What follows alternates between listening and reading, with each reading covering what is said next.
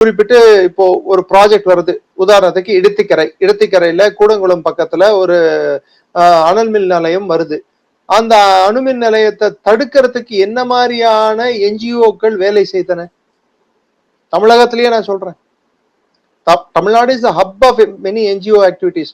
உதாரணத்துக்கு 2017 ஜல்லிக்கட்டு ப்ரொடெஸ்ட், அதாவது ஜல்லிக்கட்டு போராட்டம் தொடங்கி அந்த பீட்டா என்ற அமைப்பு எது ஜல்லிக்கட்டை தடுக்க வேண்டும் என்று சுப்ரீம் கோர்ட் சென்றதோ அந்த அமைப்பும் வெளிநாட்டுல இருந்து வர பணத்தை வாங்குற அமைப்பு தான். சோ அந்த அமைப்பு, இந்த மாதிரி அமைப்புகள் எல்லாமே இந்த ஜல்லிக்கட்டு ப்ரொடெஸ்ட் தொடங்கி அந்த கடைசியில அந்த அரசு அன்றிருந்த அரசு பதவி விலக வேண்டிய ஒரு கட்டாயம், இல்லைன்னா அவர்கள் ஆட்சி இழக்க வேண்டிய கட்டாயத்துக்கு தள்ளியது இது போன்ற என்ஜிஓ ப்ரொடெஸ்டுகள் தான். என்ஜிஓ என்ற பேரில் எத்தனை பேர் மலர்ந்தார்கள்?